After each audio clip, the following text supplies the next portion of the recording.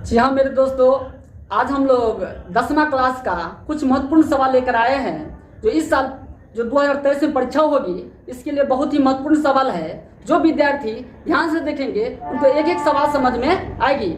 हम लोग पहले सवाल पर चलते हैं। विद्यार्थी ध्यान नहीं देता है, अगर ध्यान दे तो कोई भी सवाल भारी नहीं है, उसके लिए आसानी है। अगर हम लोग एक एक सवाल करके देखते हैं, उसके बाद में जानने का भी कोशिश करते हैं कितना आसान सवाल सब है। परीक्षा में कोई भारी सवाल नहीं पूछती है, विद्यार्थी उसको भारी बना देता है। चलते हैं पहला प्रश्न पर हम लोग चलते हैं।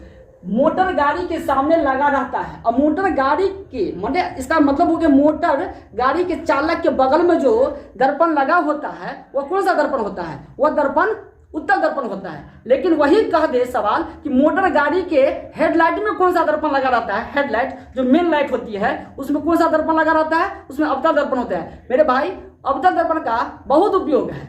जैसे सौर प्लेट में भी प्रयोग किया जाता है, डॉक्टर द्वारा रोगी के नाक कान गला देखने में भी प्रयोग किया जाता है, उसके टर्च में भी किया जाता है। माने दर्पण में अगर हम पढ़ते हैं तो अवतल दर्पण का प्रयोग बहुत ही ज्यादा होता है। फिर दूसरा सवाल पर चलते हैं।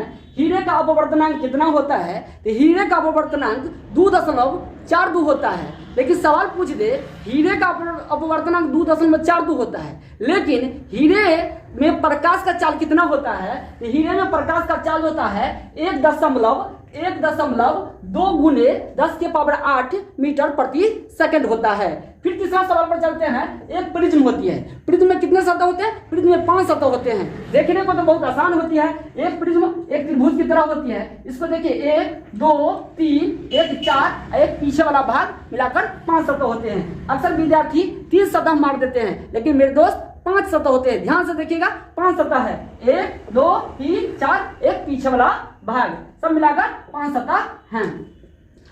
कहता है कि स्पेक्ट्रम में किस रंग का झुकाव ज्यादा होता है? तो ये सवाल बहुत बार पूछ चुकी है कि सबसे ज्यादा झुकाव किसका होता है और सबसे कम झुकाव किसका होता है। इसमें पूछा है कि सबसे अधिक झुकाव किसका होता है, तो सबसे अधिक झुकाव बैगनी का होता है, इसलिए सबसे नीचे होता है। सबसे कम झुकाव लाल का होता है, इसलिए सबसे ऊपर होता है। फिर आगे चलते हैं हम लोग। जो नेत्र निकट की वस्तु को साफ नहीं देख सकता है, निकट की वस्तु को साफ नहीं देख सकता है, ऐसे व्यक्ति को कौन सा रोग हो रहता है? कौन सा रोग हुआ रहता है? तो हम कहते हैं जो वस्तु निकट की नहीं दिखाई दे, निकट दृष्टि दोष नहीं होते भाई, उसको दूर दृष्टि दोष होता है। दूर की वस्तु दिखाई देती है लेकिन नजदीक की वस्तु दिखाई नहीं देती है। बहुत कंफ्यूजन का चीज है। जो बीमारी रहती है वो दिखाई देता है, लेकिन देखिए साफ साफ निकट दृष्टि दोष निकट की वस्तु देखते हैं, दूर दृष्टि दोष दूर की वस्तु देखते हैं। जो देखते हैं और जो नहीं देखते हैं, तो निकट की दृष्टि दोष में निकट की वस्तु को देखते हैं लेकिन दूर की वस्तु को नहीं देखते हैं। निकट दृष्टि दोष में निकट की वस्तु को देखते हैं लेकिन दूर की वस्तु को नहीं देखते हैं। दूर दृष्टि दोष में क्या होता है मेरे भाई? दूर की वस्तु को तो देख लेते हैं लेकिन नजदीक की वस्तु को नहीं देखते हैं। ऐसे दोष को हम लोग क्या कहते हैं? अगर नजदीक की वस्तु को देख लिए और दूर की वस्तु को नहीं देखे तो उसको कहते हैं निकट दृष्टि दोष। दूर दृष्टि दोष किसको कहते हैं? दूर की वस्तु को तो देखते हैं लेकिन नजदीक की वस्तु को नहीं देखते हैं, इसे कहते हैं दूर दृष्टि दोष। फिर कहता है एक जरा दृष्टि दोष भी होती है, वृद्ध में हो जाता है, जो जिसको नजदीक की वस्तु ना नजदीक की वस्तु ना दूर की वस्तु दिखाई दे, उसे क्या कहते हैं? जरा दृष्टि दोष। जरा दृष्टि दोष ये बुढ़ापे में हो जाता है, इसको सिलेरी मांसपेशिया के तनाव के घटने के कारण हो जाती है। फिर अगला सवाल है कि इंद्रधनुष का बनना किस परिघटना पर आधारित होती है? कि इंद्रधनुष का घटना जो होती है प्रकाश के वर्ण विक्षेपण पर आधारित होती है। किस पर होती है? प्रकाश के वर्ण विक्षेपण पर आधारित होती है। फिर अगला सवाल चलते हैं। विद्युत फ्यूज विद्युत धारा किस सिद्धांत पर कार्य करती है? सब जानता है कि विद्युत फ्यूज होती है एक मिश्र धातु है। किसका बना होता है? सीसा और टीन का बना होता है। किसका बना होता है? सीसा और टीन का बना होता है, जिसका गलनांक निम्न होता है। गलनांक निम्न, प्रतिरोध सबसे ज्यादा होता है। गलनांक निम्न होता है, प्रतिरोध ज्यादा होता है। यह ऊष्मीय सिद्धांत पर कार्य करता है। किस पर करता है? ऊष्मीय सिद्धांत पर कार्य करता है। अगर आप अपने घर में फ्यूज लगाते हैं तो हम तो कहेंगे यह सुरक्षा की दृष्टि से लगाते हैं।